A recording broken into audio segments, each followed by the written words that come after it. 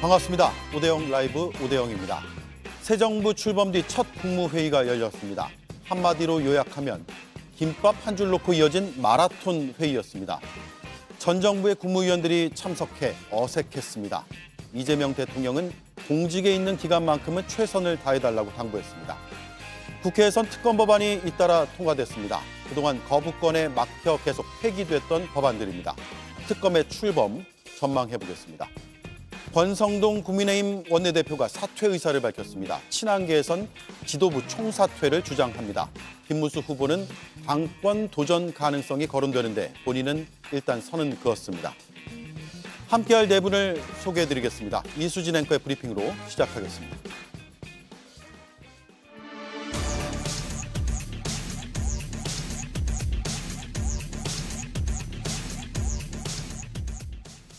불황과 전쟁을 선포했던 이재명 대통령은 오늘 출근길도 분주해 보였습니다.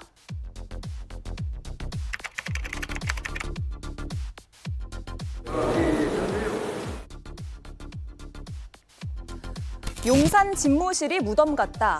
컴퓨터도 프린터도 없다면서 어제 황당함을 나타냈었는데요. 곧바로 오늘 첫 국무회의를 열어서 현안 챙기기에 나섰습니다. 진행합시다. 네. 원래 진행은 행안부가 하나요? 아니면 사회는 행정안전부 간사 유정관이 하고 있습니다. 보통은 시나리오 아니면 주제 이런 거 다 정해놓긴 하는데 그런 거 특별히 없어요? 시작하자마자 대통령께서 첫 모두 말씀으로 회의를 시작을 하십니다. 그리고 근데 그렇게 하라고 시키면 되잖아요. 근데 왜 안 하세요? 그걸 진행을 하시라고요. 네, 대통령께서 모두 말씀이 있겠습니다. 네, 좀 어색하죠? 우리 좀 웃으면서 합시다. 네, 전임 정권의 국무위원들이다 보니 다소 어색한 표정도 이렇게 포착이 됐는데요. 어제 국무위원들이 사표를 냈지만 대통령이 반려하면서 불편한 동거가 시작된 겁니다. 성남시장 때부터 유명했었죠. 직접 보고 듣고 꼼꼼히 챙기는 업무 스타일대로 첫 회의부터 점심을 김밥 한 줄로 때우면서 각 부처별 현안을 들었습니다.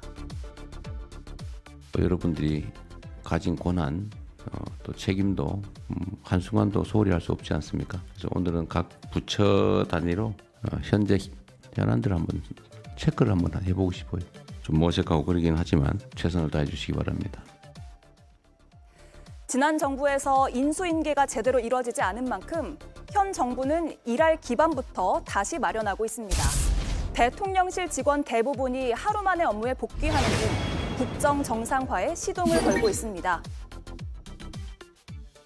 네, 오늘 10시에 첫 국무회의가 열렸습니다. 조금 전 대통령실에서는 강유정 대변인이 첫 정례 브리핑을 했습니다. 오늘 국무회의와 관련된 내용들이 쭉 설명이 됐고요. 또 NSC 회의와 관련한 그 결과도 설명을 했습니다. 하나씩 좀 전해드릴까요? 일단 관련 영상부터 보시죠. 브리핑 조금 전에 진행됐습니다. 안녕하세요. 이재명 대통령 대변인 강효정입니다. 이재명 정부 1차 오후 5시 정례 브리핑 하겠습니다. 매일 오후 5시에 정례 브리핑 특별한 사정이 없는 한 외부 행사라던가 갖도록 하겠습니다. 첫 번째는 오늘 오전 10시에 열린 국무회의는 도시락 회의를 거쳐 오후 13시 40분경 1시 40분에 종료되었습니다. 기재부에서 시작된 당면 현안에 대한 경제 분야의 보고와 논의가 4시간 가까이 지속되면서 교육부를 비롯한 사회 분야의 외교, 안보 분야 논의는 다음을 기약했습니다. 업무 보고를 한 해당 장관들과 국정 현안에 대해 격이 없는 대화가 이어졌고 장관들도 의견을 개진했습니다. 국가 AI 컴퓨팅 센터 진행 과정과 R&D 현황들이 논의된 과학기술정보통신부 보고를 받은 이재명 대통령은 행정 편의주의에서 벗어나기를 해당 부처에 요구했습니다. 농림축산 현안들의 경우는 농식품 물가 대책을 청했고 외교부와 협의를 통한 K푸드 공공 외교 가능성의 파악을 지시했습니다. 산불 재해의 경우 예방과 대처 과정에서 행안부와 산림청의 협업이 필요하다고 강조했고 소방청, 산림청의 부처 간 협업과 산불 진화 헬기의 추가 도입 필요성에 대한 검토도 지시했습니다. 국토교통부 현안 청취 과정에서 해수부 부산 이전에 빠른 준비를 지시했습니다. 더불어 공정거래위원회의 인력 충원 네, 조금 전 필요성, 5시에 그 정례 방금 전에 브리핑이 인력 증원 있었고요. 필요성을 말하며 눈에 띄는 내용들이 몇 가지 사업과 있습니다. 일단 가능한 국무회의는 방법에 10시에 시작이 됐는데 김밥으로 식사를 해결하면서 오후 1시 40분경에 끝났다고 합니다. 즉 한 3시간 40분, 거의 4시간 가까이 진행이 됐다는 것이 대통령실의 설명이고요. 여름철 풍수해 장관들의 업무 보고가 있었고 격이 없는 대화를 나눴다. 행정 편의주의에서 벗어나길 바란다라는 점을 이재명 대통령이 당부했다고 합니다. 그리고 해수부를 부산으로 이전하는 것을 빨리 하라, 이런 지시도 관련 부처에 내렸다고 합니다. 관련된 내용들은 지금 자막 속보로 나가고 있습니다. 참고하시면 되겠습니다. 자, 새 정부의 장관 인선이 완료되지 않은 상황이었습니다. 전 정부 인사들과 첫 국무회의였습니다. 어색한 분위기로 시작이 됐습니다. 오전 10시 상황 다시 한번 보겠습니다. 어색하죠? 우리 좀 웃으면서 합시다. 자, 우리는 다 우리 국민으로부터 위임받은 업무를 하는 대리인들이니까 그냥 국민을 중심에 두고 현재 우리가 할 최선을 다하면 됩니다. 물론 여러분들 매우 어색할 수도 있고 그러긴 하지만 어쨌든 공직에 있는 그 기간만큼은 각자 해야 될 최선을 다하면 될 것 같아요. 네, 새로 선출된 대통령과 이전 정부의 국무위원들이 함께하는 국무회의. 언제까지 이렇게 해야 될까요? 뭐 조만간 내가 후속 조치 그 인선을 하면서 해소가 되지 않을까 생각하는데요. 문득 들었던 생각은 오늘 저 국무회의에 앉아 있는 장관들 중에서 몇 명이나 이재명 대통령에게 투표했을까 그런 예. 생각이 먼저 들었기 때문에 대통령도 참 어색하다는 표현을 했습니다마는 장관들도 좌불안석이었을 것 같습니다. 그러나 불가피하게 해야 될 일은 해야 되는 것이니까요. 저는 아마 이분들이 김밥 먹으면서 국무회의를 현안 보고하면서 또 서로 격이 없는 대화를 서로 나눠가면서 예. 대통령의 일방적인 얘기만 듣는 것이 아니라 이런 정상적인 국무회의를 아마 처음 경험하는 게 아닐까 그런 생각이 들었거든요. 그리고 각종 현안에 대해서도 아마 보고하고 또 의견도 서로 개진했다고 지금 브리핑을 하지 않습니까? 그런 점에서 아마 지난 3년간 경험하지 못했던 그런 국무회의를 아마 이 마무리 수순에 접어든 장관들이 경험하고 있는 게 아닌가 그런 생각이 먼저 들었고요. 특히 이제 비서실장하고 국무총리 정도 이제 지명하고 난 상황이라 장관들은 아직 이제 후속적으로 그 지명 상태가 아니기 때문에 예. 우선은 뭐 차관 먼저 임명을 해서 일을 돌아가게 한다 이런 얘기도 있고요. 그래서 여러 가지 아마 아이디어들은 나오고 있는 것 같은데 저는 뭐 조만간 그건 해결될 문제이긴 한데 또 업무의 연속선 상에서 지금 굉장히 나라 자체가 위기이고 민생 경제 모두 어려운데 그 며칠 지금 직전에 장관들이라고 해서 얼굴 안 볼 수 없는 것이고요. 굉장히 잘했다고 생각하고 특히 오늘 특검법들 뭐 통과된 법안들이 있잖아요. 그럼 국무회의 의결 종족수가 되어야만 심의 의결 종족수가 되어야만 논의를 할 수 있는 거라서 뭐 그런 걸 위해서라도 지금 국무회의는 지금 필요하기 때문에 유일하게 박성재 장관에 대해서만 사표 수리를 하고 지금 모여서 저런 국무회의를 하고 있는데 보기 좋지 않습니까? 진작에 저런 식의 논의가 이루어졌다면 이전 정권에서도 나라가 이렇게는 안 됐을 텐데 하는 그런 아쉬움도 함께 드는 장면입니다. 예. 글쎄요, 뭐 윤석열 정부 국무위원회가 어떻게 열렸었는지 공개된 자료, 그러니까 모두 발언 이외의 그 화면을 우리가 본 적이 없기 때문에 오늘 이루어진 게 정말 좋은 국무위원회였는지 아니면 윤석열 전 정부 시절에도 활발하게 의견 개진하면서 국정을 논하는 자리였는지 이렇게 단언해서 말씀하기는 어렵다는 생각이 듭니다. 저는 불편한 동거라고 하지만 그렇게 불편한 동거가 될 자리는 아니라고 생각합니다. 국무위원들이 다 정무직 공무원입니다. 이분들이 어느 한 정권의 성공을 위해서 일한다고 생각하지 않습니다. 결국 대한민국의 성공을 위해서 일하는 분들이고 그러한 공적인 마인드와 공복의 자세는 충분히 갖고 계실 거라고 생각이 들고 확신하고 있습니다. 이재명 대통령이 이제 취임해서 아마 국정 전반에 관한 이해가 물론 야당 대표로 오래 있었지만 국정 운영과는 또 완전히 다른 개념 아니겠습니까? 예. 그래서 대한민국이 어떤 식으로 어떤 현안들을 갖고 있는지 전반적인 그 이해의 시간이 됐을 거라고 생각이 들고요. 결국엔 본인과 국정 철학을 같이 하는 국무위원들과 앞으로 국정을 운영하게 될 겁니다. 그 과정에서도 오늘 국무회의가 의미 있는 자리가 됐었기를 기대해 봅니다. 예, 저는 넥타이가 눈에 띄더라고요. 이재명 대통령의 넥타이가 빨간색과 파란색이 이렇게 사선으로 어우러져 있는 넥타이여서 정치인은 특히 넥타이 색깔로 얘기한다 이런 말들을 많이 하는데 지금 두 분은 붉은색을 메고 계시고요. 예. 지금 빨간색, 파란색, 빨간색, 파란색 이렇게 차례차례 이렇게 사선으로 돼 있는 무늬의 넥타이를 맸다는 점에서 어떤 통합 메시지를 내려고 한 게 아닌가라는 생각도 들었습니다. 어제 취임식에서도 이렇게 세 가지 색깔이 있는 넥타이를 맸습니다. 그래서 구심의 흔적이 있어서 저는 더 높이 평가를 하는 편인데요.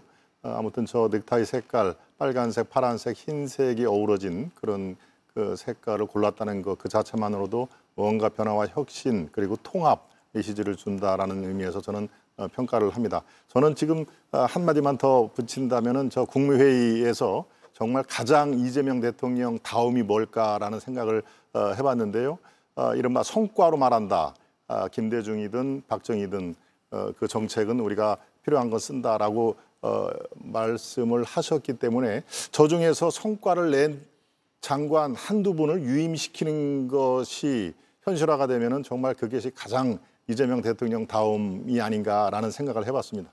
예. 자, 박성재 법무부 장관 외에 장차관의 사의는 지금 다 반려를 했잖아요. 말씀하신 대로.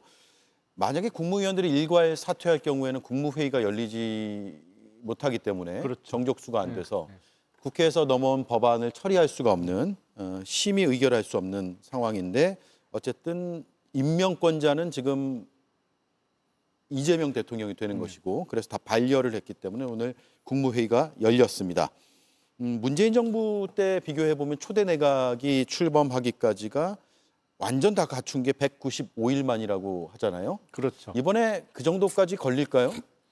그 문재인 정부도 사실은 인수위 기간이 없이 바로 직무를 시작한 정부였죠. 그때도 대통령의 탄핵으로 보궐선거가 치러지면서 당선 확정과 동시에 대통령이 임기가 시작했는데 그때는 6달 반이 걸린 겁니다. 그러니까 내각을 다 교체하는데 왜 이렇게 오래 걸렸느냐? 일단 인수위가 없었던 것이 가장 큰 이유고요. 두 번째 원인은 그때 5대 인사원칙을 이른바 발표했어요. 그래서 병역, 부동산 투기, 탈세, 논문 표절 이런 의혹이 있는 사람들은 공직자로 쓰지 않겠다라는 인사원칙을 발표를 하고 내각 인선에 들어갔는데 장관이나 이런 후보 지명을 하고 보면 이런저런 그 낙마 사유가 나중에 밝혀지면서 중간에 낙마하는 후보자들도 꽤 많이 생기면서 모든 내각을 다 갖추는데 6달이 넘게 걸렸습니다. 근데 이번 정부는 특히나 지금 여대 야소잖아요. 그래서 총리를 비롯해서 인사청문회 과정에서 과거보다는 여당의 지원을 좀 더 받을 수 있고 그리고 문재인 정부에서 5대 원칙을 밝혀놓고 그걸 못 지키면서 인사가 오래 걸렸던 우를 되풀이하지는 않을 것으로 보이기 때문에 그때보다는 좀 빨리 내각이 새로 갖춰지지 않을까 그렇게 예상을 해봅니다. 예, 취임 첫날인 어제는 밤 늦게까지 직무를 봤다고 알려졌고요. 안가에서 첫날을 보낸 것으로 알려졌습니다. 그리고 둘째 날인 오늘이죠. 출근길에도 누구와 통화를 하면서 들어오는 모습, 좀 분주한 모습도 보였습니다. 공무원들은 대통령실에 소속돼 있는 공무원들 대부분 복귀를 했다고 하고요. 업무가 이제 정상화로 가고 있는 상황으로 봐야 됩니까? 어떻습니까? 근데 용산 그 대통령실에 갔더니 뭐 필기도구도 하나 없고 예. 컴퓨터도 뭐 쓸 수 없고 인터넷도 제대로 안 돼 있고 이제 이런 그 황당함 고충을 토로를 했어요. 대통령도 그 얘기를 하시고 또 그 대변인도 그런 비슷한 취지의 얘기를 했는데 그 얘기를 들으면서 딱 떠오르는 느낌은 아 정말 그냥 거의 떴다방 같은 정권이었구나 그런 생각이 먼저 들었습니다. 저는 수천억, 최소 수천억을 들여서 용산으로 굳이 국민들의 반대를 무릅쓰고 갔는데 지금 파면 이후에 공무원들은 다 부처로 돌아가고 남아있는 뭔가 제대로 돌아가는 것도 없이 이렇게 남겨진 상황에서 들어가고 보니까 더 황당함이 컸을 것 같은데요. 과거에 50년 만에 수평적 정권 교체를 하고 YS 정권에서 DJ 정권으로 넘어갈 때 청와대를 가니까 딱 그런 느낌이 들었거든요. 그리고 거의 그때 저희는 들어가서 이건 맨땅에 소위 헤딩하는 느낌이다. 아무것도 없구나 자료가. 그때는 또 그 대통령 기록물법도 없던 시절이라 네. 더군다나 자료가 남아있지 않아서 참 초기에 굉장히 고생을 했던 기억이 나는데 이번에는 그래도 원대 그 다시 복귀 지시를 내렸고 공무원들이 다시 복귀를 해서 일단 뭔가 좀 자리를 잡고 안정될 때까지는 인수인계도 좀 필요한 거 아니겠어요. 네. 뭐가 어디 있는지도 제대로 모르는 상황에서 그건 좀 무책임했다.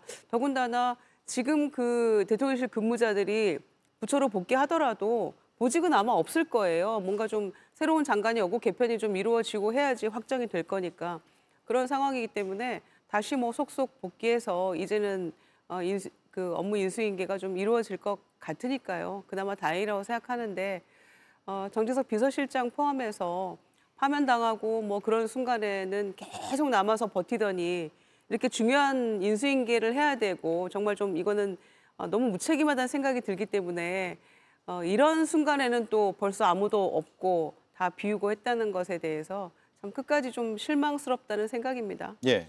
요거 관련해서는 오늘 낮에 제가 어제자로 이제 새롭게 비서관으로 발령받은 분하고 통화를 잠시 했는데요.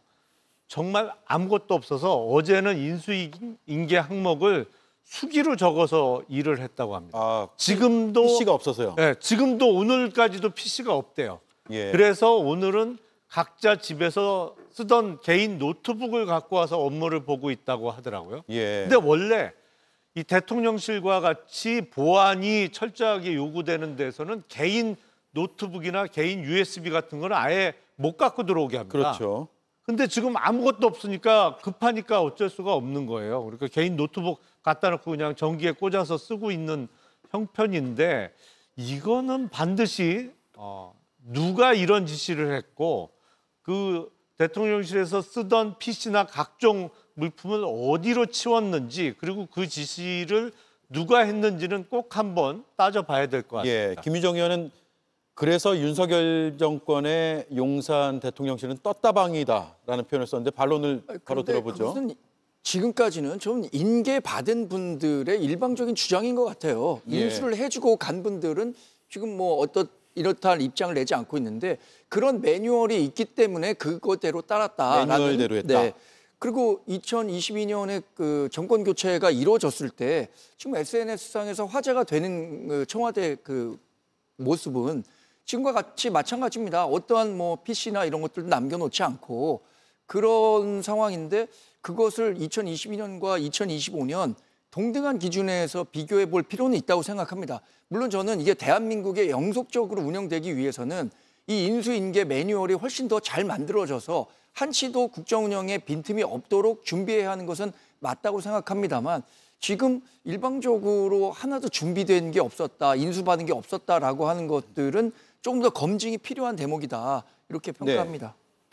네, 우리가 이사를 할 때 새 집을 들어갔더니 전임자가 이것도 놓고 가고 저것도 놓고 가고 물론 뭐 새 집하고 대통령실하고 같을 수는 없습니다만은 이게 보는 시각에 따라서 조금 다를 수는 있습니다. 네. 그러니까 지금 매뉴얼 그 말씀을 하셨는데 제가 비서관 대통령으로 있던 바로 직전까지 있던 분하고 얘기를 했는데 이 업무 인수인계 각 분야의 현안이라든가 이건 리얼 타임으로 다 돼 있다. 이게 어떤 6월 3일 밤 11시, 12시에 정권이 교체가 돼가지고 그때부터 인수인계가 되는 게 아니라 항상 비서관 차원에서 수석 차원에서 업무 인수인계는 다 리얼타임으로 돼 있다. 그래서 인수인계가 안 됐으면 지탄을 받아야 되지만 인수인계가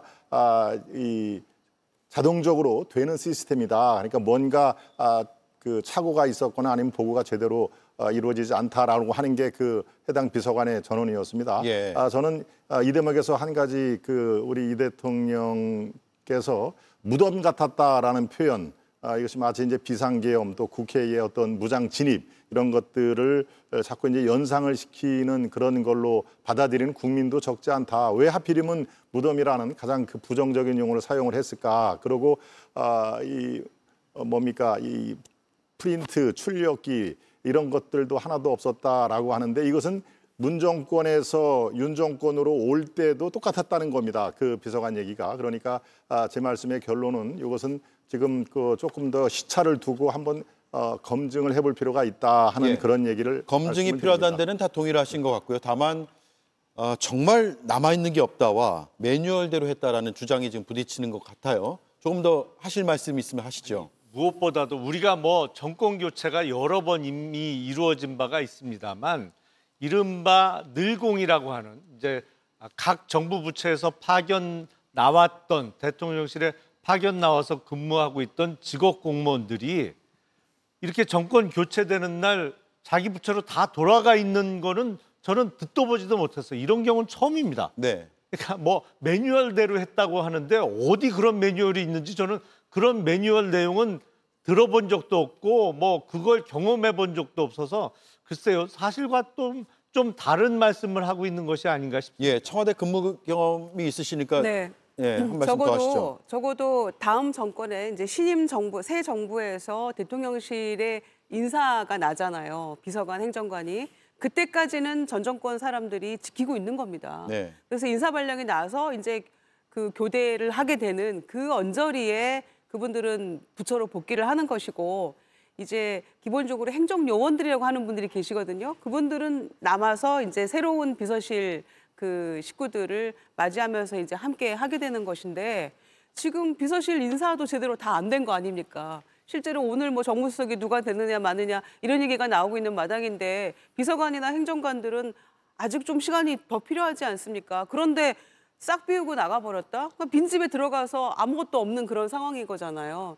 저는 이런 경우는 제가 말씀드렸잖아요. 50년 만에 여야 정권 교체가 일어났는데 그때도 컴퓨터는 있었어요. 예. 이런 식으로 아무것도 없이 그냥 다 떠나버리지는 않았거든요. 그때는 저는 인사가 나서 교대를 하고 들어갔던 그런 상황이거든요. 근데 지금 아무것도 비서실 세팅도 안 되고 수석조차도 제대로 다 인선이 안 된 상황인데 싹 다 가고 없다? 이거는 매뉴얼도 아니고 무엇도 아니고 너무 무책임한 행태입니다. 그냥 제가 생각하기에는. 예. 저는 거기서 이 이른바 어공들 어쩌다 공무원이 된 분들 있잖아요. 그러니까 정권의 덕으로 대통령실에 가서 근무했던 분들이 자리를 비우는 것은 당연한 일이죠.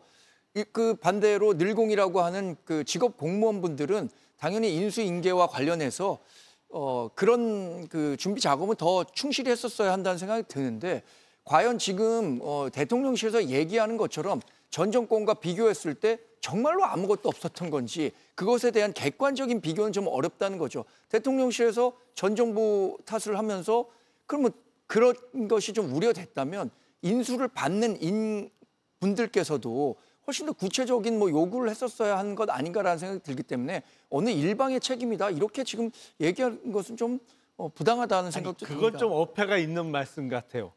이게 6월 3일 날 우리가 선거를 하고 그리고 공식적으로 선관위에서 이재명 당시 후보의 당선을 확인해 준 게 6월 4일 새벽 6시 21분입니다. 아니 선관위에서 공식적인 당선 확인이 되기도 전에 그러면 6월 3일 선거 중에 인수인계를 받을 수 있기래요? 그건 말이 안 되잖아요. 사실은 6월 4일 날 6시 넘어서 당선이 확정되고 바로 출근해 보니 아무것도 없는 상태였는데 인수를 받는 입장에서 미리 어떻게 얘기를 할 시간적 여유가 어디 있었어요? 예. 그건 말이 안 되는 말씀이죠. 그래서 제가 말씀드리는 건 정말 2022년에 정권 교체가 이루어졌을 때 물론 청와대에서 대통령실로 공간이 자체가 분리가 된 거죠. 그때와 어떻게 다른가에 대한 객관적으로 그때는 어땠고 이때는 예. 이렇다라고 그때 이게 사진이 비교가 있을까요? 좀 가능해야 비교해보고 할 싶은데. 텐데 그렇지 못했다는 거고 지금 예. SNS상에서는 여러 사진이 돌고 있습니다. 아, 그래요? 당시에도 청와대가 완전히 비어있는 모습들 이런 것들 그리고 또 하나는 인수위원회가 있었느냐 없었느냐의 차이도 있기 때문에 이것을 딱 이번에 국한해서 일부러 골탕 먹어봐라 그러면서 다 비웠다 이렇게 판단하기에는 우리 국정이 그렇게 운영되지는 않을 거라고 저는 확신하고 있습니다. 2022년에는 3월 대통령 선거가 끝난 이후에 2달간의 인수위원회 기간이 있었잖아요. 근데 당시 윤석열 대통령 취임 전에 대통령실을 청와대에서 용산으로 옮기기로 결정을 이미 해버렸어요. 당연히 그러니까 청와대는 이사를 나가야 되는 상황이었고 거기 뭐가 있기가 어려운 상황이었죠. 상황이 완전히 틀린데 그때도 청와대에 당연히 청와대를 안 쓰기로 했잖아요. 그때는 취임 전에. 아니 예. 그건 게다가 단순 비교가 안 되는 거죠. 아니, 그래서 제가 나가라 말씀드린 이렇게 건- 해가지고 딴 데 가서 주무신 거 아닙니까? 문재인 대통령 말씀드리는 부부가. 건 2022년이 아니라면 그러면 과거 2017년이나 2012년에 그 정권이 교체될 때 그때 당시에는 어땠는지 그것과 함께 종합적으로 비교해 봐야 된다는 것이고 지금 대통령실에서 이렇게 아무것도 없었다라고 일종의 좀 언론 플레이를 하는 듯한 인상은 예. 좋지 못하다는 평가고요. 2012년에도 MB에서 박근혜 정부로 될 때도 그때 이지원인가요? 뭐 대통령 기록실로 다 뭘 이전한다 이런 인수인계가 제대로 되지 않는다라는 문제가 지적됐었는데 그때는 같은 정당 내에서 정권이 바뀌는데도 그런 일이 있었습니다. 네. 그래서 이것은 일방적으로 지금 이렇게 안 됐다라는 것이 아니라 과거 한번 비교해보고 앞으로 어떻게 그러면 이런 상황이 발생했을 때 어떻게 잘 극복해야 할 거냐 이거에 대한 논의가 알겠습니다. 필요하다는 거죠. 예, 여기까지 하죠. 이거 생각보다 굉장히 치열하게 지금 토론이 됐는데 저는 궁금한 건 생겼어요. 그러니까 어떤 주장이 맞는지 모르겠으나 일단 없다는 거 아니에요 지금? 그만둔 PC가 다 어디로 갔을까? 이건 궁금하네요. 그렇죠. 예. 그건 심각한 문제입니다. 어디로 갔을까는 궁금한데 이전에도 없었다 이것까지는 비교 지금 대상이 없으니까 그거는 추후에 따져보도록 하고요. 또 사진도 돌고 있다고 하니까 그래서 사진도 저희는 그거 검증해 증거인멸 보겠습니다. 아니냐라고 증거인멸이요? 의심하는 겁니다. 예, 알겠습니다. 객관적인 자료가 있으면 내일이라도 저희가 방송에서 비교를 해드리도록 하겠습니다. 자, 첫 번째 이슈 준비한 내용 많은데 여기까지만 하죠. 다만 좀 짚어볼 게 오늘 추가 인선 가능성이 거론이 됐는데 오후 5시 정례 브리핑에서는 없었습니다. 따라서 오늘 정무수석을 비롯해서 여러 수석비서관들 발표가 있을 것으로 예측이 됐지만 아직까지는 없다는 점 짚어드리고요. 또 우상호 전 의원이 정무수석으로 유력하다 이런 보도들도 나오고 있어서 그런 것도 좀 검증을 해봐야 될 것 같습니다. 어제까지 저랑 방송을 했는데 확인은 안 되고 있습니다. 예. 사진 찾았답니다. 사진 찾았대요. 예, 띄워주시죠. 2022년 5월 10일 여기 어디죠? 청와대의 모습이랍니다. 2022년 5월 10일의 청와대. 그런데 청와대는 안 쓰기로 해서 뺀 거잖아요. 나가야죠. 당연하죠. 저게 예. 5월 10일 날 취임식 마치고 용산으로 이미 옮겼. 아니 그래서 그건 말씀드린 저건 거잖아요. 비교가 안 돼요. 저 사진뿐만 아니라 이제 청와대가 다 비워져 있는 사진, 뭐 일부 쓰레기만 있는 사진들이 SNS에서 나오고 있는데 그래서 과거에는 그러면 어땠는가? 지금 이 정부가 들어서서 처음 한 얘기가 아무것도 일할 준비가 되지 않았다라고 했는데 그럼 2017년에 어땠는지 2012년과 2007년에는 어땠는지 이것에 대해서도 함께 종합적으로 비교해 봐야 한다는 말씀을 드린 겁니다. 아니, 예. 그거는 조금 너무 좀 더 갈게요. 하세요. 예. 그 일종의 좀 죄송스러운 말씀입니다만 너무 물타기를 하시는 것 같고요. 역대 정권 교체가 몇 번 이루어졌습니다만 사실은 전 정권에 근무하던 전임자들이 후임자들이 와서 인수인계를 해주고 다만 정권 교체 과정에서 쓰던 컴퓨터를 뭐 다시 포맷을 해서 내용을 지운 적은 있었습니다만 아예 그 공용 물건이잖아요. 대통령실에서 쓰는 PC는 개인 PC도 아니고 철저하게 관리되는 공용 물건을 다 어디론가 치워버리고 아무것도 없어서 수기로 작성하게 한 적은 제가 들어본 적도 없고 예. 이번에 청와대 대통령실에 새로 임명된 비서관이 아무런 비품이 없어서 자기 개인 노트북 갖고 와서 일 보고 있다는 얘기도 처음 들어봤어요. 예. 네, 지금 양쪽 주장이 팽팽한 거는 제가 충분히 공감이 가는데요. 예, 논쟁의 핵심이 저는 그렇게 생각합니다. 인수인계를 마땅히 해줘야 되는데 그것을 피했다. 고의적으로 피했다. 그리고 PC를 몽땅 처분을 한 게 어디로 일괄적으로 간 게 이른바 계엄과 탄핵 정국의 중요한 문서를 폐기하려고 하는 거 아니냐, 증거인멸이 아니냐, 이제 이런 식의 주장이 충분히 가능한데요. 제가 파악하기로는 아까 말씀하신 대로 업무 인수인계라는 것은 리얼타임으로 어떤 현안이라든가 진도 사항은 다 그때그때 돼 있다. 그리고 그것을 다 정진석 실장이 있는 비서실로 다 일괄적으로 모였다라고 제가 파악이 됐습니다. 그러니까 인수인계 자체를 회피하거나 제대로 이루어지지가 않은 게 아니라면 예컨대 프린트라든가 PC가 없다라는 것이 지금 그렇게 무덤으로 표현을 할 정도로 정말 이 무도한 것이냐라고 하는 것은 조금 우리가 생각을 해봐야 된다 하는 얘기입니다. 그러니까 중요한 것은 이미 국가기록원에 대부분 다 가 있습니다. 확인해 보시면 알겠지만. 그리고 업무 인수인계도 비서실장 쪽에 있는 대로 이미 선거 날 전에 며칠 전에 다 거기에 있는 것이고요. 그것을 그대로 대통령 취임과 함께 인수인계를 했다 하면 인수인계에 별로 차질이 없어 보이는 그런 상황입니다. 그러니까 업무 인수인계에 중대한 차질이 생겼다라고 하는 것은 우리가 조금 더 파악을 하고 말씀을 드릴 필요가 있다 이 말씀드립니다. 한 말씀 마지막으로 듣고 이수진 앵커가 기다리네요.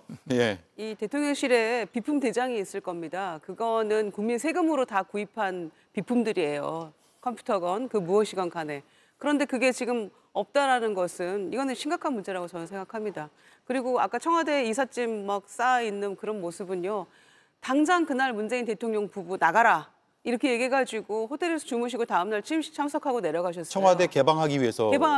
그리고 곧바로 국민들에게 돌려드립니다. 취임하는 즉시. 누가 돌려달라고 어느 국민이 곧바로 돌려달라고 얘기했습니까?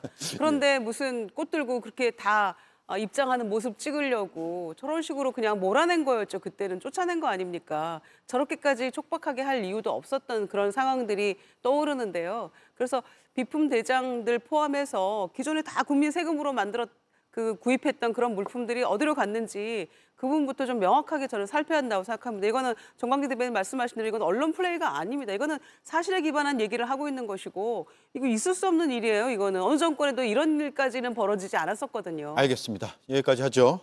굉장히 치열했습니다. 두 번째, 오늘 국회도 긴박하게 돌아갔습니다. 이수진 앵커가 브리핑하겠습니다. 투표 결과를 말씀드리겠습니다. 재석 198인 중 찬성 194인, 반대 3인, 기권 1인으로서 순직해병 수사 방해 및 사건 은폐 등의 진상규명을 위한 특별검사 임명 등에 관한 법률안은 가결되었음을 선포합니다. 최혜병 특검법이 통과되자 의원석에선 박수가 터져나왔습니다. 관중석에선 붉은 티셔츠를 입고 이 장면을 지켜보던 예비역들이 단체 경례로 마음을 전했습니다.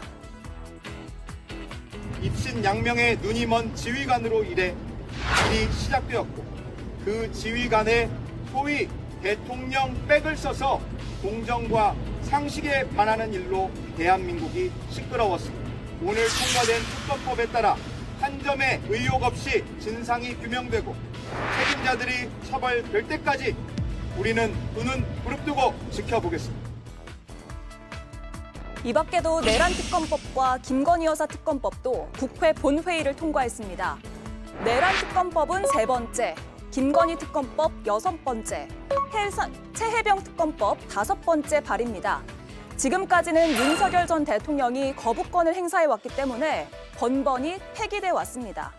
국민의힘은 이 특검 법안들의 부결 당론을 확정했지만 일부 의원들은 당과 다른 목소리를 내면서 찬성표를 던지기도 했습니다.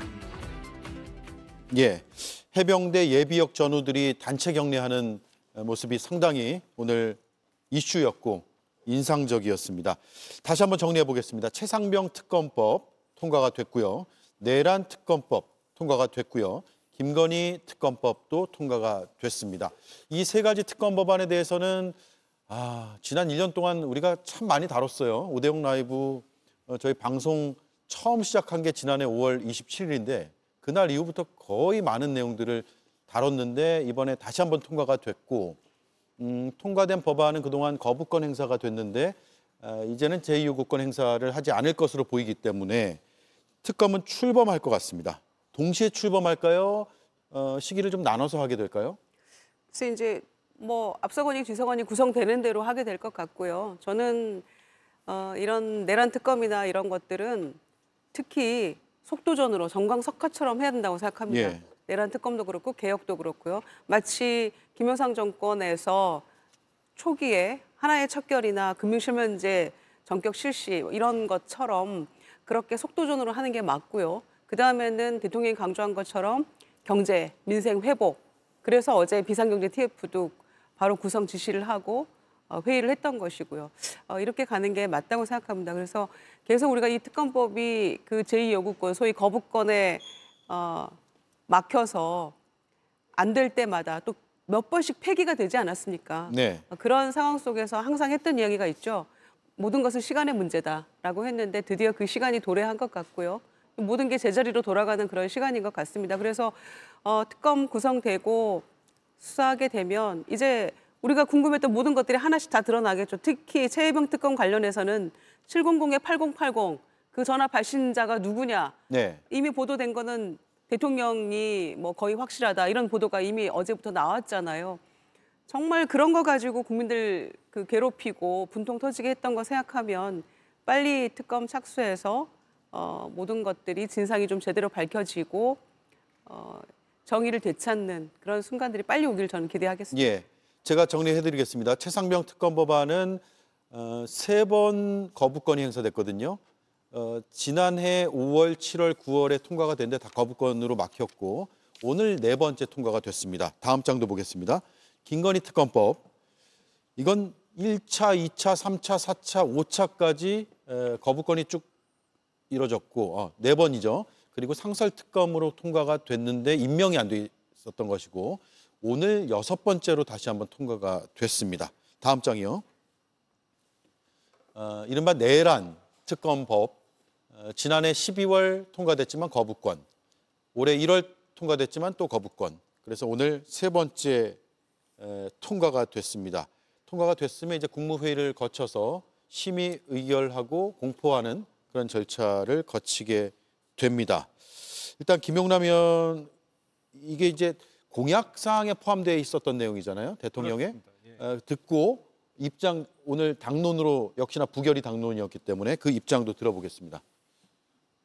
여러 가지 특검법 사안에 대해서 국민적 의혹은 그전부터 일고 있었습니다만 수사기관에서 당최 수사 의지를 보여주지 않았습니다. 특히 그 전 영부인과 관련한 이른바 김건희 특검법과 관련해서는 사실은 제가 작년부터 그런 말씀을 드린 적이 있어요. 영부인 입장에서는 배우자가 그러니까 남편이 현직 대통령으로 있을 때 검찰 나가서 수사받고 기소당하는 게 그나마 그래도 처벌을 약하게 받을 수 있는 방법이다.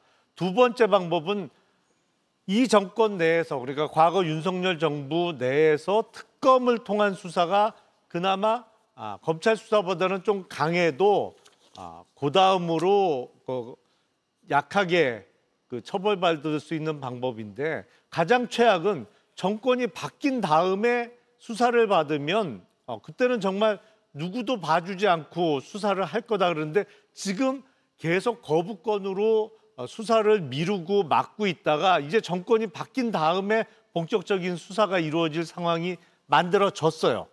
이제 지금 오늘 통과된 특검 법안은 예를 들어서 내란 특검법 같은 경우엔 과거에 파견되는 검사 규모가 40명으로 특검 법안이 통과가 됐다가 거부권 행사로 막혔습니다만 오늘 통과된 것은 파견되는 검사 규모만 해도 60명입니다. 그러니까 수사단의 규모가 훨씬 늘어난 규모예요. 그래서 결국에 순리대로 해결을 안 하고 미루고 막고 했던 것이 이제는 더 본격적으로 무거운 처벌을 받을 수순에 들어갔다고 보이고요. 국민적 의혹을 샀던 만큼 이제는 한 점 의혹 없이 철저하게 수사가 빨리 진행되기를 바랍니다. 예, 오늘 당론부터 소개를 해주시죠. 네. 왜 그런 당론이 채택됐는지. 당론은 누차 얘기를 그 당에서 지도부가 얘기를 했었습니다. 이게 충분한 협의가 없이 심사숙고한 법안이 아니다. 그리고 이 민주당 주도로 또 야 5당만이 이것을 찬성을 하고 밀어붙였다 하면서 이 법사위라든가 각 그 상임위원회에서조차 이 협의라는 과정이 없었다라는 것은 누차 밝힌 바 있습니다. 네. 그래서 당론으로 반대를 했던 것은 오늘까지 이어져 있고요. 그럼에도 지금 세 분이 찬성을 하지 않았습니까? 예, 안철수, 김재섭 의원 등을 비롯해서 세 분이 찬성을 한 거는 이분들도 역시 이 내란 특검법, 김건희 특검법에 대해서는 해야 된다라는 것을 누차 강조를 했기 때문에 네. 뭐 이변이라든가 특이 사항이라고 볼 수 없습니다. 이분들의 소신이 이전부터 나와 있는 것이고 당론으로 이 부결을 반대를 했기 때문에 국민의힘 의원들은 표결에 참석을 안 한 것이죠. 그런 상태에 오늘 아까 특검보와 파견검사 이렇게 얘기를 했는데요. 이른바 특검보가 4명에서 7명으로 늘었고요. 파견 검사가 40명에서 60명으로 늘었습니다. 그럼 네. 단순 계산을 해가지고 180명의 검사를 동원을 해야 되는 상황인데요. 이것은 부산지검 통째로 그 검사가 이전을 하는 거나 다름이 없지 않습니까? 그러니까 지금 상황에서 이걸 순차적으로 할 수밖에 없는 상황이고요. 이 새 특검이 벌어지면서 아마 문재인 정부의 초반기에 그 광풍이 분 이상으로 이게 수사가 이루어질 가능성은 매우 높다. 네. 이런 것들이 물론 저는 지금 과반은 안 됐습니다만은 49%가 넘는 국민들의 지지를 얻은 이재명 대통령의 민주당이 추진한 것이니까 저는 인정을 합니다. 그래서 이번 기회에 더 이상의 특검이 나오지 않도록 하기 위해서 김건희 특검, 내란 특검, 또 최혜병 특검 이것이 말끔하게 이번 기회에 소명이 되고 더 이상 하반기부터 대한민국의 이런 그 특검 만능병 이게 도사리지 않게 네. 되기를 간절히 소망하고 있습니다. 저는 기본적으로 이제 정권이 바뀌었잖아요. 특검이 왜 필요했느냐를 민주당이 주장했을 때는 정치, 검찰 또는 수사 당국이 수사 의지가 충분하지 않다. 권력으로부터 자유롭지 않은 그 검찰이나 수사 당국이 해당 의혹이 있는 부분에 대해서 적극적인 수사 의지가 없다는 것을 이유로 꼽았어요. 정권이 바뀌었잖아요. 그러면 적확한 그 수사 시스템 내에서도 충분히 진상 규명이 가능하다고 생각하는데 예. 우리가 이른바 특검 만능론에 빠져 있는 건 아닌가라는 부분에 대해서는 한번 고민할 필요는 있다고 생각합니다. 특검이라는 것이 대단히 예외적이고 구체적이어야 하는 사안임에도 불구하고 예외성에 대한 인정 없이 대부분의 사안을 그냥 특검으로만 다 규명하자고 하면 기존에 갖고 있던 경찰 수사력이나 검찰 수사력을 배제한다는 것이잖아요. 그래서 특검은 활용은 하되 그것이 아주 예외적인 경우에만 쓰여야 한다는 것이 우리 당이 갖고 있는 기본적인 생각입니다. 예. 제가 한 말씀만 드리면요. 지난 3년간 단 한 개의 특검도 통과가 안 됐다는 말씀만 드릴게요. 그러네요. 그래서 꼭 필요한 지금 시급한 이 세 가지 특검에 대해서 오늘 먼저 통과를 시켰는데 단 한 번도 통과시킨 적이 없어요. 특검을 해본 적이 없습니다. 윤석열 정권 3년 내내. 그래서 반드시 필요한 것들만 우선 처리했다는 말씀 드리고요.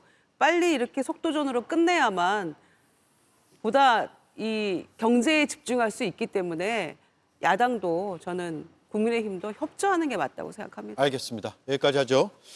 국민의힘 소식으로 넘어가겠습니다. 오늘 굉장히 경랑 속에 빠져드는 모습을 보였는데 이수진 앵커가 정리했습니다. 의견 들어보세요. 나는 그런 얘기 한 적이 없는데. 오늘 책임론 얘기하는 것은 어떻게 말씀하실 거예요? 비공개 회의에서 여러 수습책을 논의한 직후에도 권성동 원내대표는 사퇴설을 부인했습니다. 여러 불편한 질문과 상황 속에서도 애써 웃어 보였는데요. 한 말씀만 부탁드립니다. 뒤에. 카메라 두드려 맞았다. 하지만 결국 의원총회에서 대선 패배의 책임을 지겠다며 사의를 표명했습니다. 원내대표로서 저희 책임이 결코 가볍지 않습니다. 그 책임을 회피할 생각도 그리고 변명할 생각도 없습니다. 보수의 재건을 위해 백지에서 새롭게 논의해야 합니다. 저부터 원내대표직을 내려놓겠습니다. 다만 다음 지도부가 꾸려질 때까지 원내대표 업무를 계속 이어간다고 합니다. 그럼 이제 당권을 누가 잡게 될지 관심인데요. 현 지도부의 비판 목소리를 높이고 있는 한동훈 전 대표와 친한계 의원들이 다수 포진해 있고요.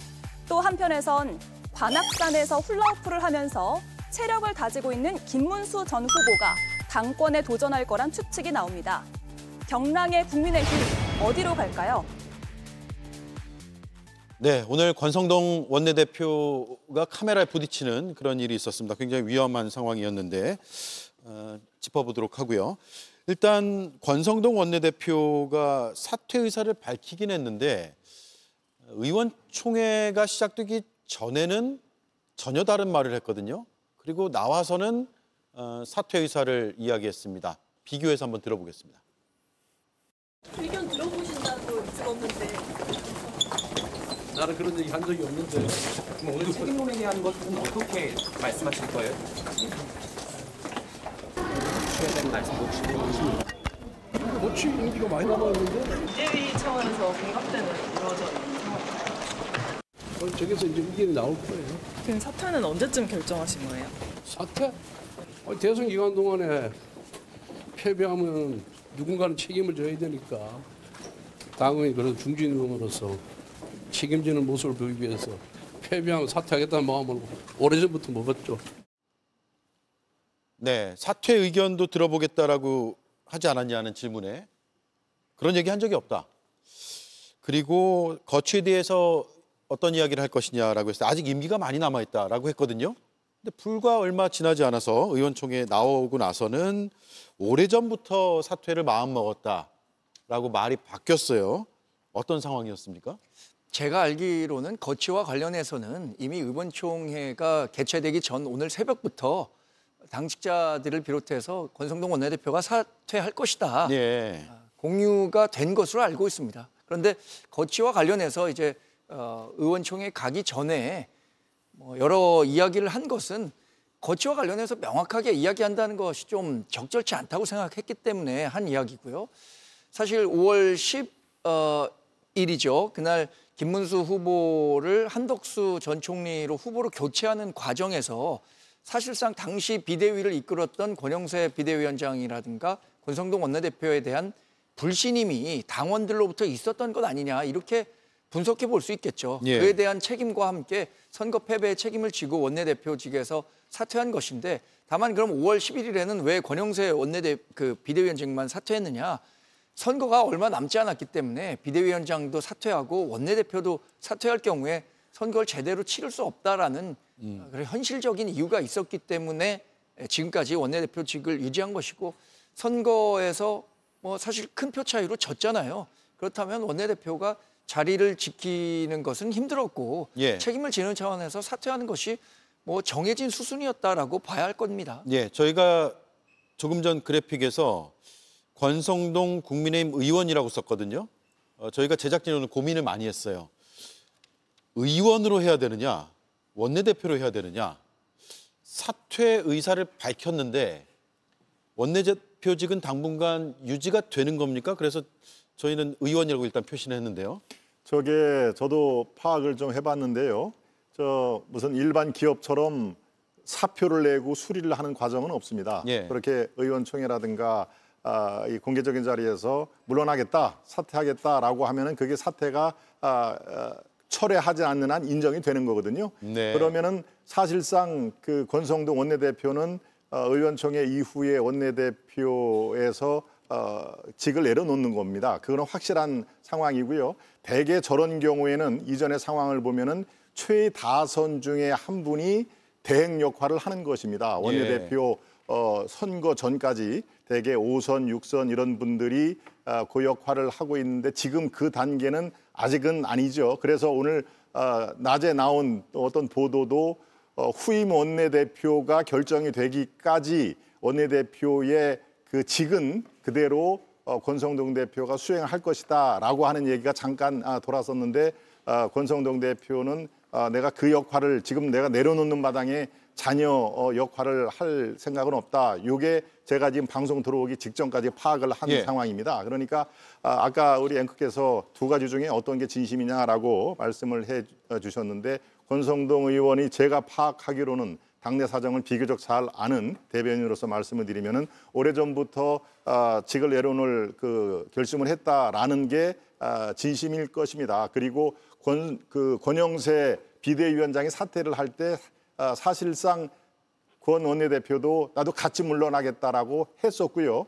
그런데 이제 바로 그러면은 열흘 내에 또 의원총회로 원내대표를 다시 뽑아야 하기 때문에 주류와 비주류 간에 또 갈등이 국민 여러분께 또 어떻게 비치냐라는 것까지 생각을 해서 주변의 만류로 철회를 한 것이 정확한 팩트입니다. 그러니까 지금 상황에서는 권성동 원내대표가 뭐 열흘 20일 동안에 또 무슨 그 역할을 하고 이럴 가능성은 없다라는 것을 분명히 말씀을 드립니다. 그러면 권성동 원내대표가 사퇴 의사를 밝힌 그때부터 이제 그렇습니다. 전직 원내대표라고 보면 되겠네요. 그렇습니다. 예, 이제 업무를 안 한다. 이렇게 분명히 말씀을 하셨고요. 네. 다만 박형수 국민의힘 원내수석 부대표는 다음 선출 때까지는 해야 되는데 선출 일정은 미정이다 이렇게 또 기자들의 질문에 답을 해서 좀 혼란스럽긴 한데 그렇습니다. 그래서 제가 아까 말씀을 해주신 네. 거죠. 네, 네. 가장 최신 확인된 버전의 말씀을 해주신 거고요. 네. 어쨌든 우리 당은 원내대표를 새로 뽑는 작업을 빨리 서둘러야 할 거라고 봅니다.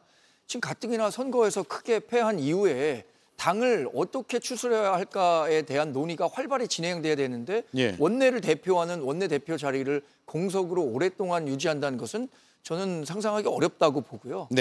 지금 김용태 비대위원장의 거취와 관련해서도 여러 이야기가 있습니다. 관련해서는 어쨌든 당을 개혁하는 데 있어서는 당원들의 그 투표로 뽑은 당 대표가 민주적 정당성과 그 권력을 집행하는 과정에서의 더 많은 권한을 행사할 수 있다는 것은 상식적이잖아요.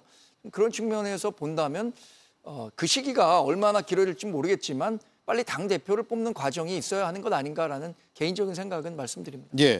자, 그리고 이 당 대표 얘기가 나왔으니까 김문수 후보가 영상을 올렸거든요. 어제 김재원 전 비서실장도 여러 이야기들을 했는데 영상을 좀 틀어주세요. 턱걸이 영상도 있고요. 훌라후프 영상도 있는데 어떻게 봐야 됩니까? 김유정 의원님 보시기에는 대선 패배 직후의 모습인데 이걸 자신의 페이스북에 올렸단 말이에요. 뭔가 나는 계속 뭐 당권 도전이 될지 아니면 다른 당에서의 역할이 될지 하겠다라는 의지의 표시로 봐도 될까요? 지난번에도 턱걸이하고 대선 출마했었잖아요. 그러니까 이번에도 저렇게 또 턱걸이하고 또 대형 훌라후프 관악 쪽에는 또 그 운동하는 곳에 또 대형 훌라후프도 아마 비치를 해둔 모양입니다. 그런 걸 보면 연상이 되잖아요. 아, 당권 포기 안 하겠구나. 그런데 또 어느 보도에는 난 당권 욕심 없다. 뭐 이런 얘기도 나오지만 그냥 욕심이 없다고 말한 것일 뿐 출마하지 않겠다라는 얘기는 없잖아요. 그러니까 저는 저 턱걸이 영상에 모든 게 다 포함되어 있다고 생각합니다. 그래서 뭐 국민의힘이 조금 완전히 해체 수준으로 다시 거듭나야만 좀 건전한 합리적 보수 야당으로 태어날 수 있을 것 같은데 지금 저렇게 턱걸이 하면서 참 속도 좋아요. 저렇게 턱걸이 하면서 당대표 또 뭐 이런 얘기까지 나오고 특히 계엄 벌써 끝났는데 그걸로 특검을 한다는 거에 대해서 이런 얘기하면서 비판하는 거 참 아직도 갈 길이 참 멀어 보인다. 그리고 대선 패배하고 지금 사흘째인데 권성동 원내대표 진작에 사퇴했어야 될 그 한 사람만 사퇴 의사를 밝히고 나머지 지도부가 아직 그대로 존치한다는 거 그 자체도 참 심각하다는 생각이 듭니다. 영상에서 눈을 떼지 못하고 있는 김용남 의원님 한 말씀 하시고요. 마지막으로 드릴게요. 김문수 전 후보께서는 정말 턱걸이는 엄청 잘하세요. 예. 보면 볼수록 놀라운 게 저 연세에 저 이른바 배치기 안 하고 저렇게 제대로 턱걸이를 반동을 이용하지 않고 하기는 쉽지 않은데 그러니까 본인의 어떤 그 아직도 건재함을 여지없이 보여주는 것 같은데 제가 대선 그 선거 결과를 놓고 어떤 말씀을 드린 적이 있냐면 이 선거 결과를 놓고 볼 때 국민의힘은 더 상황이 복잡해질 수밖에 없다라는 말씀을 드렸습니다. 왜냐하면 김문수 후보가 나름대로 41%가 넘게 득표를 했기 때문에 선전했다고 볼 수 있어요. 그렇기 때문에 김문수 후보가 대선이 끝나고 대구로 돌아가실 것이냐 아닐 가능성이 매우 높습니다. 더군다나 김문수 후보 주변에 있는 김재원 후보 비서실장이나 뭐 다른 정치인들이 절대로 그 상황을 만들지 않을 거예요. 그래서 전당대회가 열리면 김문수 후보가 당대표로 출마하도록 주변에 있는 정치인들이 계속 부추기고 그쪽으로 유도를 할 것이고 김문수 후보도 아마 댁에서 그냥 편하게 쉬실 생각만은 없으신 것으로 보입니다. 그러면 한동훈 전 대표가 또 출마할 가능성이 거의 매우 높거든요. 그러면 친윤계가 어떤 선택을 할 것이냐. 김문수 후보가 만약에 그냥 대선 패배의 책임을 지고 사실상 정계 은퇴 수순으로 가면 친윤계는 뭐 예를 들어서 이준석 의원을 끌어들여서 한동훈 전 대표에 맞서는 카드로 만들거나 아니면 나경원, 윤상현, 원희룡 같은 자체 후보를 내거나 이럴 가능성이 높은데 김문수 후보까지 출마를 하면 3파전으로 가면 일종의 어부지리 형태로 한동훈 전 대표가 당선될 가능성이 높아지거든요. 어부지리라는 표현을 썼네요. 그래서 친윤계 고민이 아마 깊을 거예요. 그래서 상황이 훨씬 복잡해지게 됐습니다. 김문수 후보가 41%를 득표하면서. 30초 남았네요. 당내에 지금 전당대회가 있어야 하냐 그렇지 않아야 하느냐를 두고도 이렇다 할 결론을 내지 못하고 있습니다. 그래서 우리 당이 어떤 식으로 변화해 갈지 시계 제로 상태인 것은 맞습니다만 아까 뭐 이준석 의원이 친윤들과 손잡는 그런 시나리오는 전 불가능하다고 보고요. 불가능하다. 다만 뭐 김문수 후보와 친윤 세력이 손을 잡는 시나리오 정도는 또 가능하지도 않을까 싶습니다. 한동훈 전 대표의 행보도 제가 지금 여기서 출마 안 한다 이렇게 단언해서 말씀드리긴 어려운 상황입니다. 그래서 하여튼 복잡한 상황인 건 맞는데 저희가 환골탈태해서 정말 민주당과 이재명 대통령이 긴장할 수 있는 그런 정당이 되도록 노력하겠습니다. 네, 제가 한 10초만 말씀드리면 안 될까요? 아주 짧게요. 네. 아까 우리 말씀을 반드시 출마를 할 것이다라고 말씀하셨는데 정치는 잘 아시겠지만 냉동식품이 아닙니다. 이 꿈틀꿈틀거리는 생물입니다. 그러니까 지금 김문수 후보가 이러이러해서 반드시 출마할 것이다. 이것은 좀 더 지켜보시죠. 그리고 주위 사람들한테 그렇게 휘둘릴 뿐은 아니니까요. 아마 본인이 당을 위해서 나라를 위해서 출마를 할 것인가를 결정을 하게 될 것입니다. 여기까지 아주 앞부분에 좀 길어져가지고 용산에 PC가 없는 바람에 앞부분이 좀 길어졌습니다. 네 분 말씀 잘 들었습니다. 고맙습니다.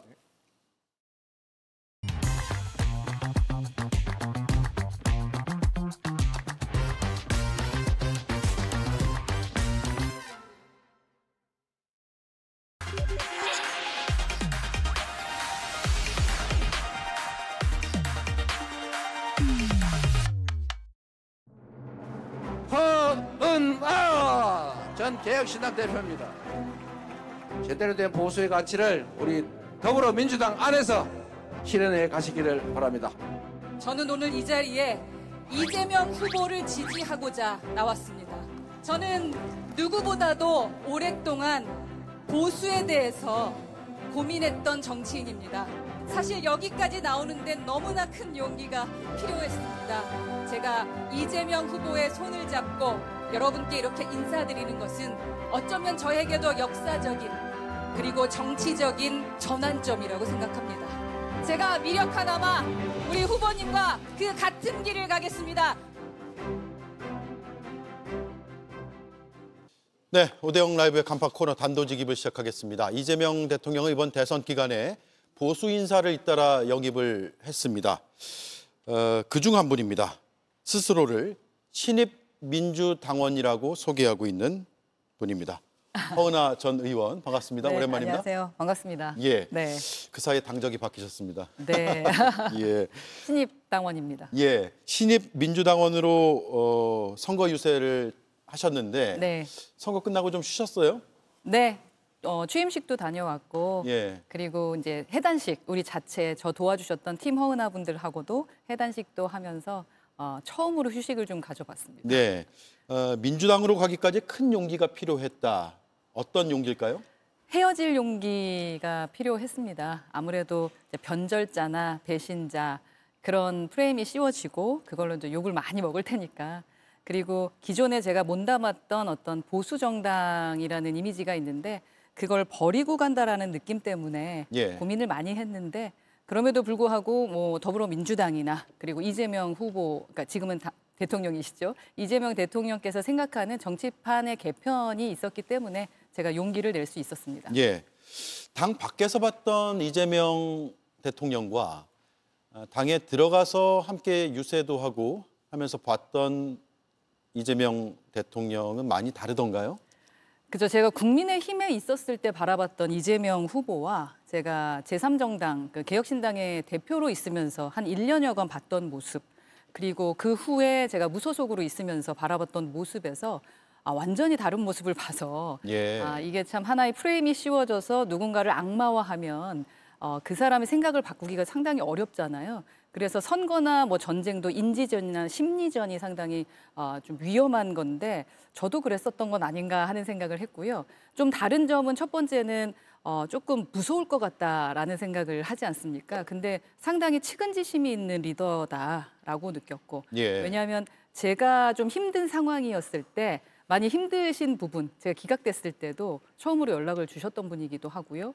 그리고 계엄 당시에도 모든 분들께 전화해서 저도 나름 야당의 대표였기 때문에 뭔가 회의를 주도하고 싶었는데 그때도 유일하게 전화를 받아주신 분이셨습니다. 예. 그렇게 조금 측은지심과 그리고 소통을 하면서 일관되게 자신의 약속을 지켜나가려고 하는 모습들이 보였다. 그리고 일하면서 이제 이 당에 들어와서 느꼈던 점은 엄청난 워커홀릭이다라는 생각을 했습니다. 일을 예. 정말 열심히 꼼꼼하게 하다 보니까 아마도 함께 일하는 분들은 상당히 두려워할 것 같다. 오늘도 벌써 국무회의요. 국무회의 자체를 거의 4시간 가까이. 네. 예. 어제도 밤늦게까지 일하시고 그래서 지금 대변인도 상당히 피곤한 모습이 보이던데 네. 한 번도 쉬지 않고 온 거잖아요. 12월부터. 근데 지금까지 저렇게 열심히 하는 건 하고 싶은 일이 진짜 많구나라는 생각을 좀 했습니다. 네, 박정희 정책, 김대중 정책 구별 없이 쓰겠다라고 어제 밝혔죠. 이재명 대통령이. 이런 실용주의 노선을 택하고 있는 것도 민주당에서 함께 해야겠다라고 마음먹은 계기가 됐습니까? 그럼요. 저거가 없었으면 사실은 민주당이 함께하기가 쉽지 않았을 것 같습니다. 예. 그러니까 이념을 떠나서 이념이 중요한 게 아니잖아요. 어떤 실용주의이고 그리고 먹고 사는 것이 중요하다. 국민들의 먹고 사는 것이 중요하다라는 얘기를 사실은 작년 연초에 그리고 예방을 오셨을 때도 말씀을 하셨었어요. 네. 그래서 중도보수 얘기를 했었고 사실 우리 정당이 중도보수 아닐까라는 생각을 한다. 국민의힘이 전 진짜로 보수 정당이라고 생각하십니까? 하면서 저한테 질문을 하셨었거든요. 근데 그 상황에 대한 부분을 이번에 후보 때도 지속적으로 좀 지켜나갔고 그렇게 이제 보수 인사들도 좀 받아주신 것 같다. 네. 그래서 전 통합이라는 부분 그리고 저에게 이제 전화 통화하시면서 말씀하셨던 게 정치판의 완전한 개편을 얘기를 했거든요. 완전한 개편이요. 네, 그러니까 이게 양극화돼 있고 이념으로 지금 가야 될 때는 아니다라는 생각을 갖고 계신 부분 그리고 실용으로 가야 된다라는 부분 그 부분을 저는 가장 높이 삽니다.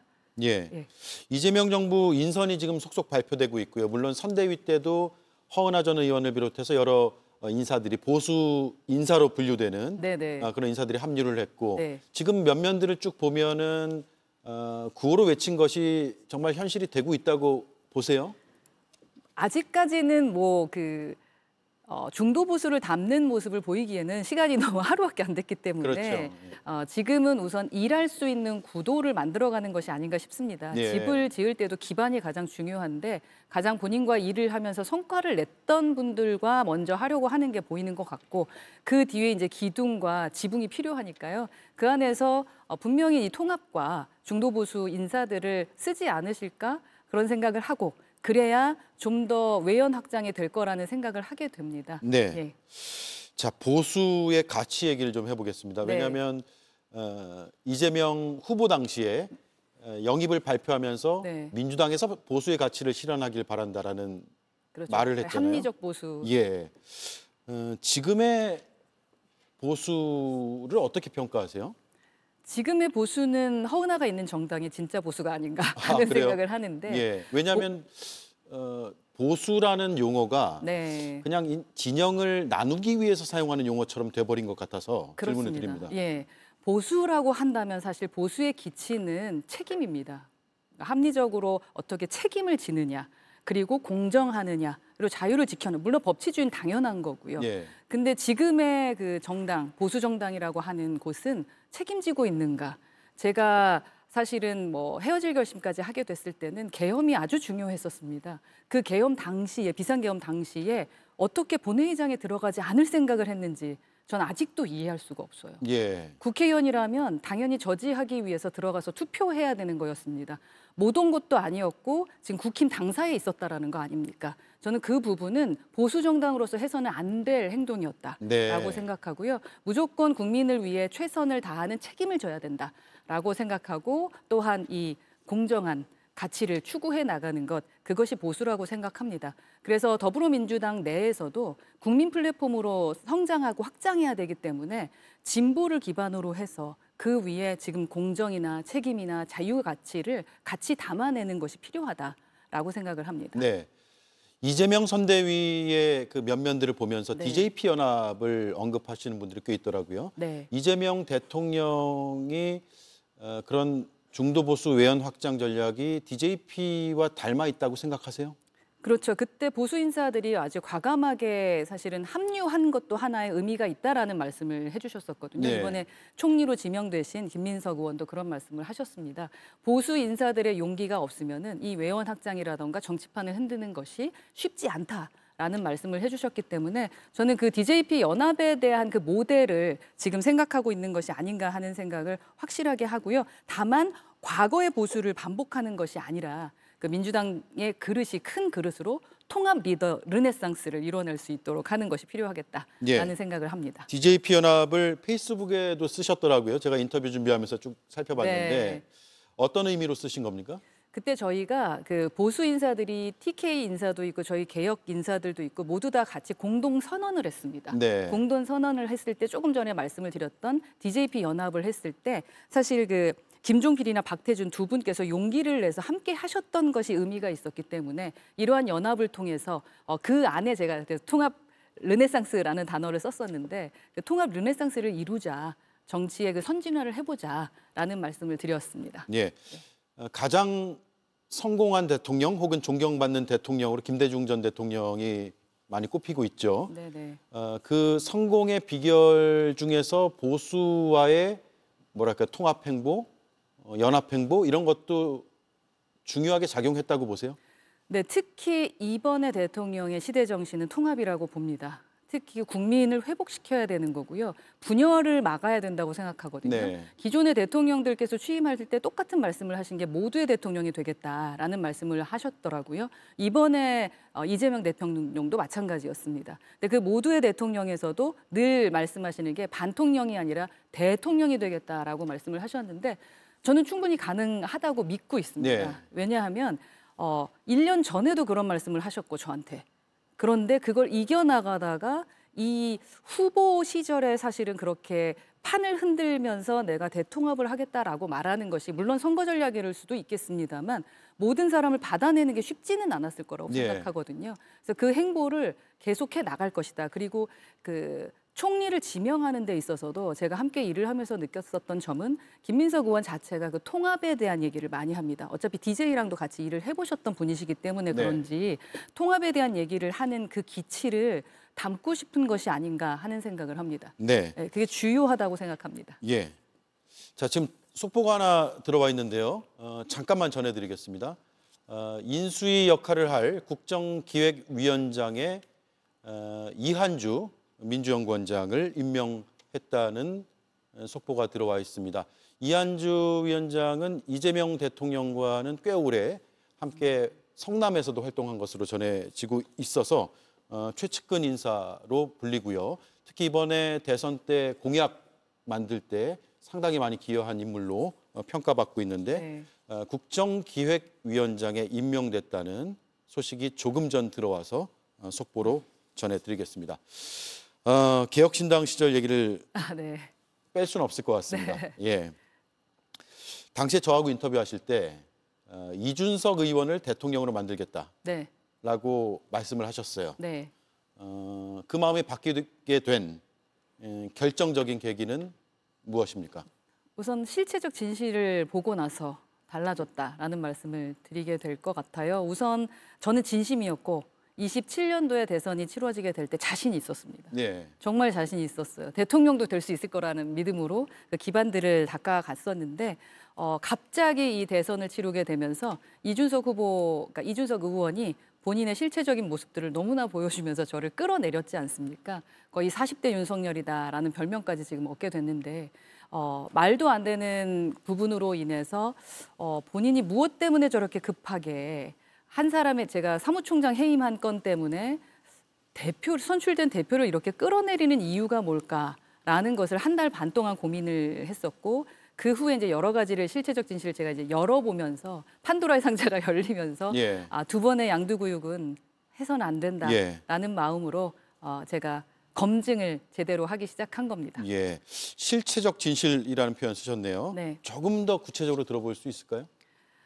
가장 이제 구체적인 것이 사실은 그 돈 문제도 있을 것이고 그리고 절차적인 부분을 지켜나가자. 제가 국민의힘에서 나와서 창당을 했던 이유는 절차적인 정당성을 지키지 않았고 선출된 당대표를 윤석열이라는 대통령이 끌어내렸지 않습니까?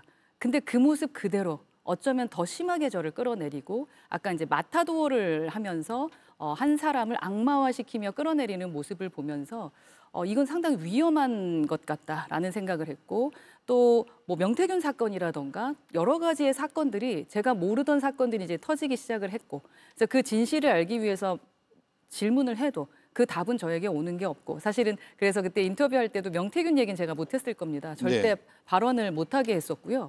제가 질문은 드렸었죠. 네, 근데 제가 드릴 말씀이 없다라고 아마 했었을 겁니다. 예. 왜냐면 뭘 아는 것도 없지만 어떻게든 커버를 쳐주고 싶었잖아요. 그때 당시는. 근데 본인 외에는 명태균 얘기를 하지 못하게 하는 것도 좀 이상했고 뭐 여러 가지의 이제 실체적 진실들이 있고 그래서 뭐 검찰에 고발된 부분들도 있고 이제 선거가 끝났으니까 아마 여러 가지 진실들이 또 드러나게 되지 않을까 하는 생각을 해봅니다. 예, 이미 뭐 이제 가는 길이 달라졌기 때문에 더 이상 질문을 드리는 거는 불편하실 수도 있을 것 같고요. 다만 이건 반론 차원에서 하나 질문을 드릴게요.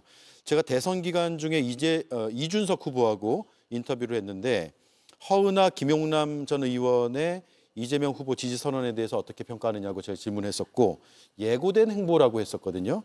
왜냐하면 비례대표 공천을 받기 위해서 개혁신당에 온 인사들이다라고 주장을 했습니다. 그에 대한 반론을 들어보죠. 뭐 거짓말이고요. 그래서 그 영상을 보고 저도 참 답답했습니다. 이게 바로 전형적인 어이없는 이준석식 스타일의 마타도어입니다. 한 사람을 악마화를 시키기 위해서 다른 사람이 들었을 때 충분히 그럴 수 있겠다라는 생각을 하게 되면서 사람을 이제 각인을 시켜버리거든요. 근데 생각해 보시면은 그때 제가 비례대표였었고 국회의원이었고 제가 배지를 떼고 그 당에 창당 멤버로 들어간 거였습니다. 그리고 지금 김용태 비대위원장을 보시면 알겠지만 이준석 대표와 그때 상관이 있었던 사람들에 대해서는 엄청난 그 이야기들이 있었어요. 저한테도 공천을 해주겠다라고도 했었고 네. 그 후에 떨어지더라도 자리에 대한 얘기가 없었겠습니까? 그럼에도 불구하고 저는 새미래, 새정치 그리고 젊은 청년들을 위해서 노력해야겠다라고 해서 유일하게 배지가 있었던 사람이 그 정당에 간 겁니다. 그런데 제가 그런 얘기를 들으니까 좀 어이가 없었고요. 그 부분에 대해서는 아마 이준석 그 현 의원이 책임졌으면 좋겠다라는 생각입니다. 그러니까 모든 분들이 그 말씀 하시더라고요. 아무리 그래도 그렇지. 만약에 허은하가 그런 말을 했더라도 그런 말을 이준석이 하면 안 되지라고 말씀하시더라고요. 이 얘기는 뭐냐 하면 제가 이미 그런 얘기를 했고 그런 마음으로 이 당에 왔다라는 거거든요. 이게 되게 무서운 인지전입니다. 예. 저는 그렇지 않다. 이건 사실이지 아니다라는 예. 생각을 하고 그래서 제가 놀랍니다. 정말 구태 정치다. 제가 처음으로 기자회견을 하려고 한 전날 그 이준석 의원이 페북에다가 또 이상한 그 비례 얘기를 쓰면서 사람의 말문을 막아놨었는데요. 이제는 이제 충분히 어떤 식으로 정치하는지 알기 때문에 제가 반론을 충분히 할 수 있을 것 같고 앞으로 둘이서 토론하는 시간이 좀 있었으면 좋겠다라는 생각을 토론이요? 합니다. 예. 예. 실질적인 진실에 대한 얘기를 해보고 싶습니다. 네. 뭐 기회가 되면 여기서 하는 것도 꼭 방법이 자리를 되겠네요. 마련해 주십시오. 네. 예. 자, 1분 남았는데 이제 새로운 시작이 됐습니다. 새로운 또 정당에서요. 선거 끝난 이 시점에 그리고 앞으로의 날에 허은하 의원은 본인의 역할을 어떻게 스스로 규정하고 계세요? 저는 통합의 리더십을 좀 보여주는 정치를 하고 싶습니다. 예. 말씀드렸던 것처럼 예전에 당에서도 보수나 진보나 이런 부분이 중요한 게 아니다라는 말씀을 드렸습니다만 그 기치들이 중요한 거라고 저는 생각하거든요. 그러한 부분을 가지고 통합의 리더십을 발휘하면서 정말로 정상적인 정치, 옳은 정치 하는 그 모습을 꾸준하게 보여드리고 싶다. 그리고 제가 어차피 지금은 신입 당원이고 신입 당원답게 바닥부터 이 더불어민주당의 문화를 좀 익혀가면서 더불어민주당이 어떻게 더 훌륭한 국민 플랫폼으로서의 브랜드 가치를 높일 수 있을지에 대한 것을 당내에서 한번 열심히 일해보고 싶다라는 생각을 지금은 갖고 있습니다. 예, 알겠습니다. 여기까지 듣죠. 네. 선거 기간 동안 수고 많으셨고요. 아유 감사합니다. 예. 불러주셔서 너무 감사합니다. 아유, 아닙니다. 조만간 또 인터뷰 다시 한번 하죠. 고맙습니다. 네, 감사합니다. 네, 지금까지 허은하 전 의원이었습니다. 센시아 효과 봤죠? 아침엔 다리가 가볍고 오후엔 붓지도 않고 잠잘 때도 안 아프니까 정말 좋아요. 정맥벽을 건강하게 센시아. 다리가 편안하니까 하루가 달라지네요. 센스 있게 센시아.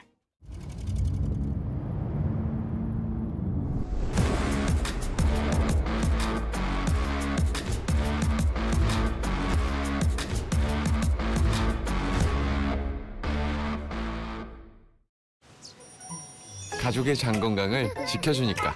고마워요 락토핏. 엄마, 아빠, 아이까지. 온 가족들 락토핏. 대한민국 1등 유산균 락토핏. 인사돌? 좀 이른가 싶었는데 역시 인사돌 하길 잘했어요. 인사돌 좋아요. 잇몸 속부터 꽉 잡는 느낌? 좋아요. 잇몸이 편안하니까 선택을 잘했죠. 인사돌 스위스 품목허가 획득. 역시 인사돌이죠. 1998년 2월 25일 김대중 전 대통령은 IMF 위기 상황에서 정권을 넘겨받았습니다. 2000년 12월 4일, 2년 10개월 만에 우리는 그 위기에서 완전히 벗어났습니다. 그 과정을 거치며 국민은 하나가 됐습니다. 자식의 백일 반지에서부터 결혼 예물까지 227톤의 금을 자발적으로 내놨습니다. 그 덕에 지금으로 환산하면 3조 원이 넘는 돈을 외채 상환에 쓴 것으로 전해집니다.